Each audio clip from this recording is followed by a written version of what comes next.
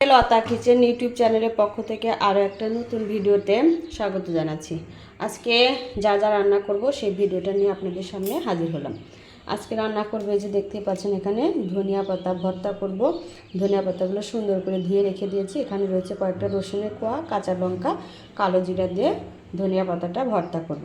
এখানে ধনিয়া পাতার বড়া করব, ছোলার ডাল দিয়ে ধনিয়া পাতার বড়া সুন্দর করে মেখে রেখে দিয়েছি। কয়েকটা কালো জিরাও দিয়ে দিয়েছি। আর করব আলু এবং ফুলকপির রসা। এই হচ্ছে আজকে আমাদের রান্নাবাড়ি। চলুন দেরি না করে ঝটপট ভিডিওটা করে ফেলি। কড়াইতে ধনিয়া পাতাটা দিয়ে দিয়েছি। আমাদের ধনিয়া পাতা ভর্তা দিয়ে ভাতটা খেতে কিন্তু বেশ ভালো লাগে। একটু ঢাকনা দিয়ে দিয়েছি, আমাদের ঢাকনাটা ওখানে রেখে দিয়েছি। সুন্দর করে সিদ্ধ হওয়ার আগ পর্যন্ত অপেক্ষা করব। তারপরে কালো জিরা দিয়ে সামান্য পরিমাণ তেল দিয়ে নামিয়ে নেব। জলটা শুকিয়ে যে সুন্দরভাবে সিদ্ধ হয়ে গেছে। সামান্য পরিমাণে যে তেলটা দিয়ে দিলাম, বেশি হয়ে গেল, তেলের পরিমাণটা একটু বেশি। তারপরে এই যে দিয়ে দেবো কয়েকটা কালো জিরে, দিয়ে সুন্দর করে ভাজা করে নামিয়ে নেব। এই যে ধনিয়া পাতাটা নামিয়ে নিয়েছি, আমি শিলনোড়াতে বেটে নেব। কড়াইতে একটু তেজপাতা, পাঁচফোড়ন দিয়ে দিলাম। পাঁচফোড়নটা হওয়ার পরে ফুলকপি আলুগুলো দিয়ে দিয়েছি। দিয়ে দিলাম স্বাদ মতো লবণ, হলুদের গুঁড়ো, ধনিয়া গুঁড়ো দিয়ে সুন্দর করে ভাজা করে দেবো ফুলকপিটা। তেল দিয়ে ভাজা করে দিয়েছি। পরিমাণ মতো ঝোলটা দিয়ে দিলাম।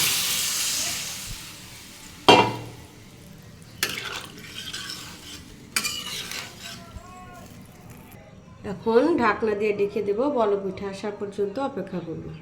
তরকারিতে বলকটা উঠে গেছে, গরম মশলা বাটাটা দিয়ে দিলাম। গরম মশলা বাটাটা একটু আগে দিলাম, তাহলে ফুলকপি এবং আলুটা খেতে বেশ ভালো লাগবে। আর একটু সময় চুলার উপর রেখেই নামিয়ে নেব। ফুলকপি আলুর রসাটায় যে নামিয়ে নিয়েছি, দেখতেই পাচ্ছেন কালারটাও ভালো হয়েছে। গরম ভাতের সাথে খেতেও ভালো লাগবে। ধনিয়া পাতা ভর্তা করাও হয়ে গেছে। এখন ঝটপট বড়াটা ভেজে নেব। কড়াইটা তুলে দিয়েছি। কড়াই গরম হয়ে গেলে সাদা তেল পরিমাণ মতো দিয়ে বড়াগুলো ভেজে নেব।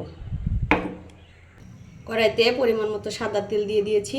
গরম হয়ে গেলে একে একে বড়াগুলো দিয়ে দেব। একটু সময় মেখে রাখলে বড়াটা খেতে ভালো লাগে। বড়াগুলো সব দিয়ে দিয়েছি, একদম ডুবো তেলে ভেজে নেব।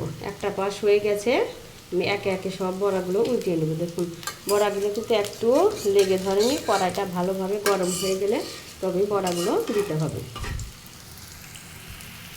একটা করে সব বড়ায় যে উল্টিয়ে নিয়েছি। দেখুন কালো জিরাটা দিয়েছি, খুব সুন্দর একটা স্মেল বের হয়েছে। বড়াগুলো দেখুন কত সুন্দর ভাজা হয়ে গেছে। একটু কড়াইটা একটু কাত করে রেখে দিয়েছি, তেলটা ছেঁকে আসলে আমি বড়াগুলো একে একে নামিয়ে নেব। এই যে বড়াগুলো এই যে নামিয়ে নিয়েছি, দেখতেই পাচ্ছেন একদম মুচমুচে হয়েছে বড়াগুলো, খেতে দারুণ লাগবে। ধনিয়া পাতা বাটা, গরম গরম ভাত, ফুলকপি আলুর রসা। এই ছিল আজকে আমাদের রান্নাবাড়ি। ভিডিওটি যদি ভালো লেগে থাকে অবশ্যই চ্যানেলটি সাবস্ক্রাইব করুন এবং আরও নিত্য নতুন ভিডিও পাওয়ার জন্য পাশে থাকা বেল বাটনটি চাপ দিন। ধন্যবাদ সবাইকে, ভালো থাকবেন।